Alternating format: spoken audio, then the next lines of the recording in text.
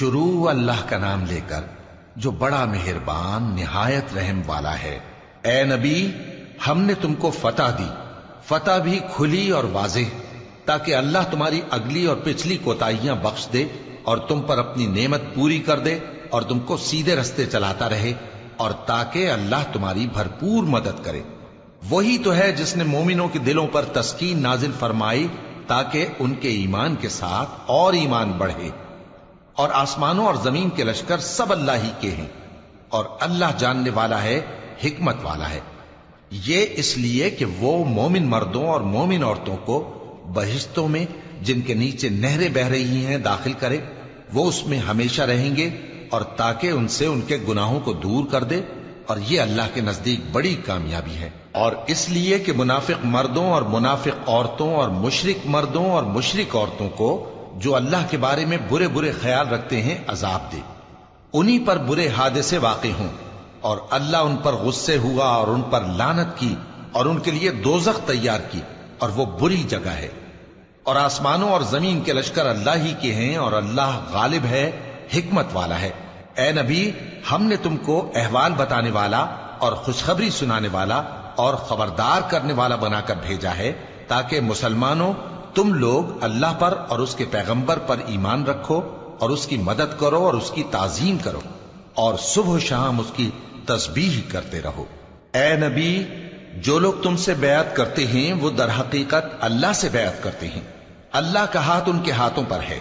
پھر جو شخص عہد کو توڑے تو عہد توڑنے کا نقصان اسی کو ہے، اور جو اس بات کو جس کا اس نے اللہ سے عہد کیا ہے پورا کرے تو وہ اسے عنقریب اجر عظیم دے گا۔ اے نبی، جو گنوار پیچھے رہ گئے وہ تم سے کہیں گے کہ ہم کو ہمارے مال اور اہل و عیال نے روک رکھا تھا، سو آپ ہمارے لیے اللہ سے بخشش مانگیں۔ یہ لوگ اپنی زبان سے وہ بات کہتے ہیں جو ان کے دل میں نہیں ہے۔ کہہ دو کہ اگر اللہ تم لوگوں کو نقصان پہنچانا چاہے یا تمہیں فائدہ پہنچانے کا ارادہ فرمائے تو کون ہے جو اس کے سامنے تمہارے لیے کسی بات کا کچھ اختیار رکھے؟ کوئی نہیں، بلکہ جو کچھ تم کرتے ہو اللہ اس سے واقف ہے۔ بات یہ ہے کہ تم لوگ یہ سمجھ بیٹھے تھے کہ پیغمبر اور مومن اپنے اہل و عیال میں کبھی لوٹ کر آنے ہی کے نہیں، اور یہی بات تمہارے دلوں کو اچھی معلوم ہوئی اور اسی وجہ سے تم نے برے برے خیال کیے، اور آخر کار تم ہلاکت میں پڑ گئے۔ اور جو شخص اللہ پر اور اس کے پیغمبر پر ایمان نہ لائے تو ہم نے ایسے کافروں کے لیے آگ تیار کر رکھی ہے، اور آسمانوں اور زمین کی حکومت اللہ ہی کی ہے، وہ جسے چاہے بخشے اور جسے چاہے سزا دے، اور اللہ بخشنے والا ہے، مہربان ہے۔ جب تم لوگ مال غنیمت لینے چلو گے تو جو لوگ پیچھے رہ گئے تھے وہ کہیں گے ہمیں بھی اجازت دیجئے کہ آپ کے ساتھ چلیں۔ یہ چاہتے ہیں کہ اللہ کے قول کو بدل دیں۔ کہہ دو کہ تم ہرگز ہمارے ساتھ نہیں چل سکتے، اسی طرح اللہ نے پہلے سے فرما دیا ہے۔ پھر کہیں گے نہیں، تم تو ہم سے حسد کرتے ہو۔ بات یہ ہے کہ یہ لوگ سمجھتے ہی نہیں مگر بہت کم۔ اے نبی، جو گنوار پیچھے رہ گئے تھے ان سے کہہ دو کہ تم جلد ایک سخت جنگجو قوم کے ساتھ جنگ کے لیے بلائے جاؤ گے، ان سے تم یا تو جنگ کرتے رہو گے یا وہ ہار مان لیں گے۔ اگر تم حکم مانو گے تو اللہ تم کو اچھا بدلہ دے گا، اور اگر منہ پھیر لو گے جیسے پہلی دفعہ پھیرا تھا تو وہ تم کو بڑی تکلیف کی سزا دے گا۔ نہ تو اندھے پر سختی ہے سفر جنگ سے پیچھے رہ جانے میں، اور نہ لنگڑے پر اور نہ بیمار پر سختی ہے۔ اور جو شخص اللہ اور اس کے پیغمبر کے فرمان پر چلے گا اللہ اس کو بہشتوں میں داخل کرے گا جن کے نیچے نہریں بہ رہی ہیں، اور جو روگردانی کرے گا وہ اسے دردناک عذاب دے گا۔ اے پیغمبر، جب مومن تم سے اس درخت کے نیچے بیعت کر رہے تھے تو اللہ ان سے خوش ہوا، اور جو صدق و خلوص ان کے دلوں میں تھا وہ اس نے معلوم کر لیا تو ان پر تسکین نازل فرمائی اور انہیں جلد فتح عنایت کی، اور بہت سی غنیمتیں وہ آئندہ بھی حاصل کریں گے، اور اللہ غالب ہے، حکمت والا ہے۔ اللہ نے تم سے بہت سی غنیمتوں کا وعدہ فرمایا ہے کہ تم ان کو حاصل کرو گے، پھر اس نے یہ غنیمت تمہیں جلدی سے دلوا دی اور لوگوں کے ہاتھ تم سے روک دیے۔ غرض یہ تھی کہ یہ مومنوں کے لیے اللہ کی قدرت کا نمونہ بن جائے اور وہ تم کو سیدھے رستے پر چلائے، اور کچھ اور غنیمتیں دے گا جن پر تم قدرت نہیں رکھتے، اور وہ اللہ ہی کی قدرت میں ہیں، اور اللہ ہر چیز پر قادر ہے۔ اور اگر تم سے کافر لڑتے تو وہ پیٹ پھیر کر بھاگ جاتے، پھر وہ کسی کو نہ دوست پاتے اور نہ مددگار۔ یہی اللہ کی عادت ہے جو پہلے سے چلی آتی ہے، اور تم اللہ کی عادت میں کبھی تبدیلی نہ پاؤ گے۔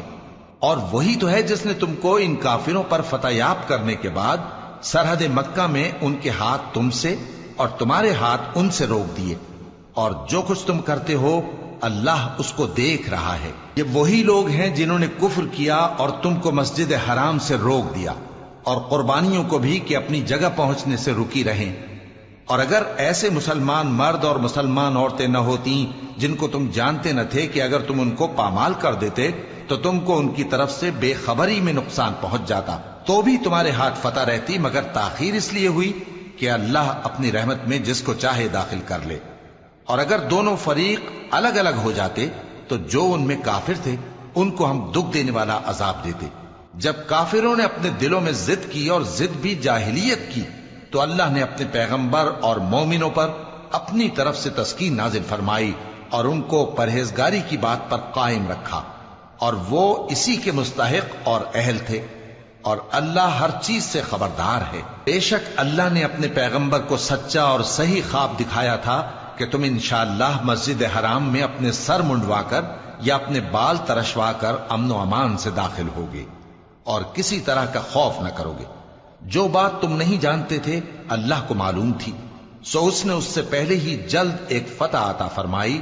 وہی تو ہے جس نے اپنے پیغمبر کو ہدایت کی کتاب اور دین حق دے کر بھیجا تاکہ اس کو تمام دینوں پر غالب کرے، اور حق ثابت کرنے کے لیے اللہ ہی کافی ہے۔ محمد صلی اللہ علیہ وآلہ وسلم اللہ کے پیغمبر ہیں، اور جو لوگ ان کے ساتھ ہیں وہ کافروں کے مقابلے میں تو سخت ہیں اور آپس میں رحم دل۔ اے دیکھنے والے، تو ان کو دیکھتا ہے کہ اللہ کے آگے جھکے ہوئے سر بسجود ہیں اور اللہ کا فضل اور اس کی خوشنودی طلب کر رہی ہیں۔ کثرت سجود کے اثر سے ان کی پیشانیوں پر نشان پڑے ہوئے ہیں۔ ان کے یہی اوصاف تورات میں ہیں اور یہی اوصاف انجیل میں ہیں۔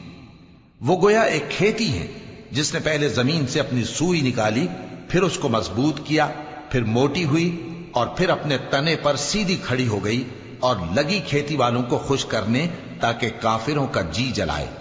جو لوگ ان میں سے ایمان لائے اور نیک عمل کرتے رہے ان سے اللہ نے گناہوں کی بخشش اور اجر عظیم کا وعدہ کیا ہے۔